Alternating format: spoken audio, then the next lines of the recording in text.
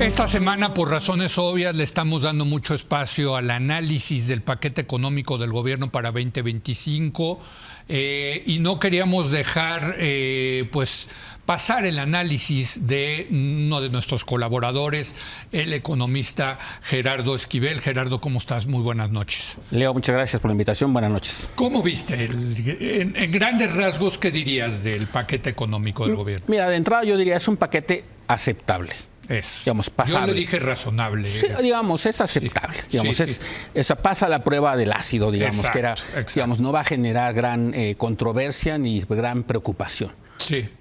Dicho eso, es un escenario, es un presupuesto, un paquete económico relativamente optimista, con supuestos relativamente optimistas, sí, y que la característica fundamental es la austeridad que va a implicar para el año siguiente.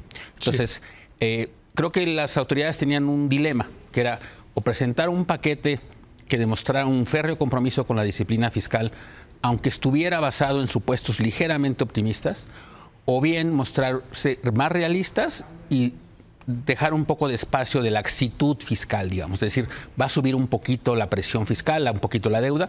Optaron por el primer camino. Sí.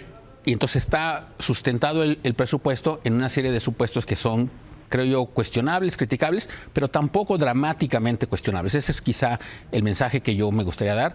Creo que es un presupuesto que tendrá que ser ajustado con el paso del tiempo, pero creo que no va a generar una gran preocupación en los analistas, en las calificadoras, por ejemplo, porque demuestra un compromiso fiscal, que es reducir el gasto. Ahora, es incompatible lo que dice que van a hacer con lo que esperan que vaya a pasar. Ese es el problema, digamos. A ver, yo diría. ¿por qué dices eso? Bueno, porque lo que esperan es un crecimiento de la economía pues, de entre 2 y 3%. 2.3 fue el cálculo de finanzas públicas, sí, es con 2.3, aunque ellos establecen un rango de 2 a 3%.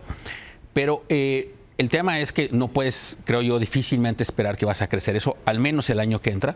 Porque sí, el año que entra, este año, recordemos, vamos a crecer a 1.5%, más o menos, sí, de una expectativa de 3% que sí, se tenía al principio de año, o sea, la mitad. Entonces, venimos con este bajo dinamismo ya de fin de año, de este año. Una desaceleración. Así vamos a arrancar el próximo sexenio.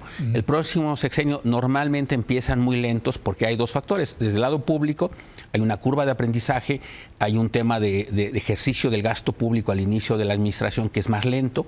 Y luego por el lado del sector privado hay cautela, lógica, natural, cuando hay una transición de gobierno. Entonces esas dos cosas desaceleran. Sumarle a Trump. Hay que sumarle el factor Trump, hay que sumarle factores de incertidumbre que van a desacelerar la economía el próximo año, de tal manera que es poco creíble pensar que el próximo año vamos a crecer más que este año. Y los analistas así lo pronostican, 1.2%. Yo incluso creo que eso puede estar ligeramente optimista. Por eso es que hay una contradicción. Además de eso hay que sumarle que lo que dice el propio presupuesto es un ajuste en el gasto no menor, 1.5 puntos porcentuales del PIB de ajuste en el gasto. O sea, ese es el grueso del ajuste. Y eso parece poco, pero si uno piensa lo que es muchísimo. Son alrededor de 500 mil millones de pesos de ajuste en el gasto, lo que va a reducir la demanda y es de muchas cosas, ¿no? Van a dejar de comprar muchos instrumentos, muchos aparatos, dejar contratar gente, en fin. Eso tiene un impacto en la demanda agregada y por lo tanto en la actividad económica. Y por eso creo yo que es contradictorio decir vamos a generar un programa muy austero y vamos a crecer a estos ritmos. Entonces creo que en ese sentido es que está basado en esos supuestos un poco excesivamente optimistas, pero insisto, tampoco quiero exagerar el dramatismo del presupuesto. Sí, claro, el presupuesto normalmente así son.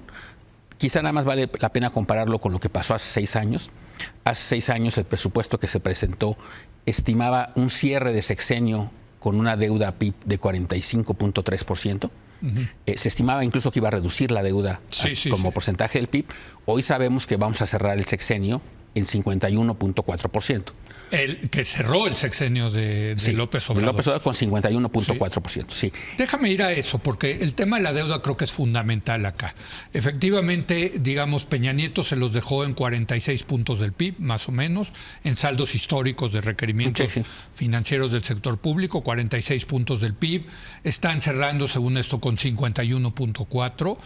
Y lo que dice el presupuesto 25 es nos vamos a quedar en ese 51.4, no solamente el 25, sino hasta el resto del sexenio. Así es. ¿Es eso creíble? Eso es lo que yo creo que no es creíble. Porque eso me refería con que en el sexenio pasado se pronosticó incluso un ajuste a la baja en la deuda. Y acabaron metiendo. Y acabó subiendo 6 puntos. Sí. Claro que en medio hubo una pandemia, claro que en medio hubo muchas cosas, pero eso refleja un poco cuando tus supuestos no se cumplen, entonces pasan estas cosas. En este caso, el supuesto es de este crecimiento de entre 2 y 3%, puntual de 2.3%, que difícil, no sabemos si se va a cumplir. Lo cierto es que en los últimos 20 años no se ha cumplido esa tasa de crecimiento. Y no se va a cumplir el próximo año de seguro. Entonces partimos de un mal, digamos, inicio y por lo tanto ya van a tener que empezarse a hacer los ajustes desde el próximo año. Para mí hubiera sido mucho más fácil, creo, haber sido un poco más realistas y decir, tenemos limitaciones por este lado, no queremos recortar tanto en el gasto, vamos a tener un déficit un poquito más alto, vamos a tener una deuda un poquito más alta, pero creemos que es manejable y si enderezamos el barco de aquí a 6 años, pues el crecimiento y invertimos suficiente en infraestructura y etcétera, podemos iniciar una etapa de crecimiento un poco más acelerada de la que hemos traído. Creo yo que eso hubiera sido mejor y más convincente incluso para las calificadoras. Es paradójico porque hubiera parecido menos responsable fiscalmente. Es que exacto. Pero implica un ejercicio de explicación pedagógico, digamos, de decir, estas son las circunstancias, vamos a hacer este esfuerzo, no vamos a apretar tanto a la economía porque hay limitaciones fiscales, pero lo vamos a hacer gradualmente y creo que vamos a crecer. Esta es la expectativa, es invertir lo suficiente para poder restablecer una senda de crecimiento. Que eso es lo que no acabo yo de entender, dentro de las muchas cosas que no acabo de entender de los gobiernos, sobre todo de gobiernos que se dicen de izquierda, Gerardo, o sea, el presupuesto en inversión es raquítico. Así es. O sea, en lo que es infraestructura es menos de 1 punto del PIB. O sea, quitando a Pemex y CFE, o sea, en proyectos es menos de 1 punto del PIB. O sea, es bajísimo. ¿Por qué no endeudarse? La deuda no está mal si la deuda la utilizas para invertir, para mejorar la productividad. Ese es el punto. Pero por eso requieres no casarte con un discurso de austeridad fiscal que es casi un discurso neoliberal. Sí. Y decir, yo como gobierno de izquierda que creo en el rol del Estado, estoy dispuesto a invertir mis recursos económicos en generar condiciones y capacidad de crecimiento y eso implica que invierta 3 puntos, 4 puntos del PIB. Exacto, me voy a endeudar 3, 4 puntos del PIB, lo voy a poner en un fondo que vamos a hacer estas obras que necesita México para aprovechar el nearshoring. Exactamente, es decir, vamos a invertir en infraestructura que tanto se requiere, en capacidad de generación eléctrica. Eso creo yo hubiera sido mejor y mejor percibido también, no solo por los analistas. ¿Tú crees que los mercados te hubieran comprado eso? Si tú haces un compromiso explícito y donde explicas tu plan económico que dices, yo voy a invertir en infraestructura en este momento, porque en este momento es cuando requiero generar la capacidad de crecimiento del país y lo va a hacer el Estado mexicano porque el Estado tiene la preocupación de generar la infraestructura, puertos, aeropuertos, carreteras y generación eléctrica. Pienso yo que si tú dices voy a terminar no con 51.4 sino con 55, exacto, pero de ahí en adelante el PIB va a empezar a tener un dinamismo más elevado y entonces la deuda puede empezar a bajar como porcentaje. ¿Por qué esa aversión al tema? Puede ser una Digo, y mira que yo soy neoliberal, pero yo no estoy en contra de la deuda cuando se utiliza en mejorar la productividad de un país, de una empresa, de una persona. Mira, yo creo que es un poco el rezago de las preocupaciones, insisto, de que vienen de las críticas a gobiernos previos que eran excesivamente derrochadores, ¿no? Y que posiblemente hicieron mal uso de algunos de recursos públicos e invirtieron mal.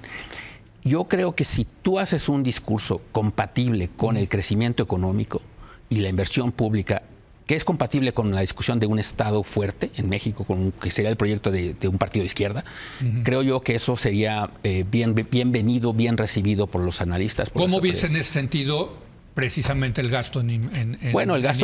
El gasto en inversión es 14% menos hoy que hace un año. En parte es porque hace un año era muy alto. Pero es que además se endeudaron para pagar gasto corriente. Eso es imperdonable, ¿eh? Bueno, eso es imperdonable. Y sigue siendo bajo. De todos modos, aunque se hubiera mantenido la inversión, sigue siendo baja. Para las necesidades del país. Sí. Entonces, yo creo que por eso yo hubiera preferido algo, o bien un compromiso más de reforma fiscal que genere más ingresos, o si tú no quieres eso, que también puede ser una decisión política no querer una reforma fiscal en este momento, entonces decir, pues, aceptemos un poco más de flexibilidad fiscal con el compromiso explícito de invertirlo, generando capacidad de crecimiento futura. Eso a mí me hubiera gustado más, sinceramente. Sí. Pero tampoco está tan mal. Pues no, digamos. no, lo que pasa es que sí está en los huesos Está en la los inversión huesos. pública, y la verdad uno lo ve, o sea, el deterioro, la decadencia que hay en los servicios públicos en general. Sí, Porque sí, recordemos, es un ajuste en el gasto programable de 7%, que parece no tanto. Cuando uno dice, ajusta tu gasto en 7%, uno puede decir, bueno, lo puedo hacer. Pero si te dicen, quita lo que tienes que dedicarle al pago de tu hipoteca, al pago de tu mensualidad del auto, al pago de la escuela de tus hijos, lo que sea, y lo que te quede, a eso quítale el 7% del total. Sí, ¿no? exacto. Entonces, exacto. ya se ve. El espacio fiscal. El espacio fiscal es muy reducido, Así y ese es es donde estamos, y ese es el problema, yo creo, hacia adelante. Me quedan 2 minutos, te quiero hacer la pregunta porque leía hoy un artículo en el New York Times que te citan, en donde dicen que no estamos preocupados por Donald Trump. Yo estoy preocupadísimo. Pero tú eres de los que dices, no, a lo mejor hasta no estuvo mal que ganara Donald Trump.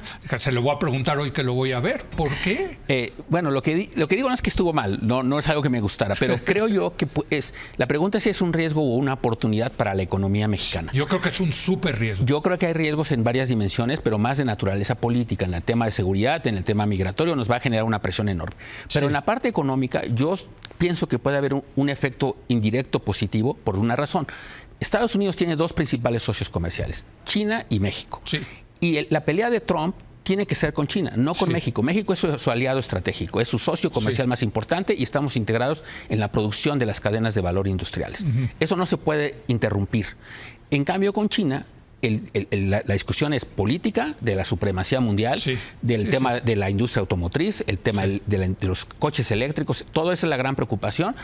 Y si Trump se va a pelear con alguien, no se va a pelear, creo, en esta elección que va a tener que hacer con los dos. Yo creo que se va a pelear con China. Y eso va a mandar una señal muy importante para empresas que siguen en China, que han retrasado la relocalización, para que aceleren el proceso de relocalización. Pues ojalá. Y yo creo que ahí el gran beneficiario, insisto, va a ser México, a pesar de que estamos haciendo cosas que van en contra de los beneficios del nearshoring. Ahora, tú dices, tu premisa es no se va a pelear con 2, no le conviene pelearse a los 2. Este señor no es racional.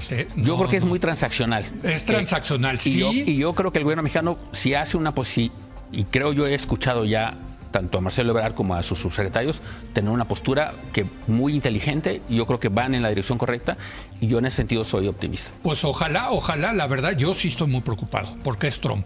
La verdad, ya sabemos quién es Donald Trump. ¿Va a amenazarnos con los aranceles? Sí, la pregunta es que yo creo que no va a haber ocurrir. mucha incertidumbre, mucha volatilidad, muchas dudas de qué hacer con México, y además ahora ya se les unieron los canadienses, mano, ¿no? En toda esta retórica antiproteccionista. Pero bueno, hay mucho humo, vamos. pero creo que nos puede ir bien. Gracias, querido Gerardo. Gracias, hacemos una pausa.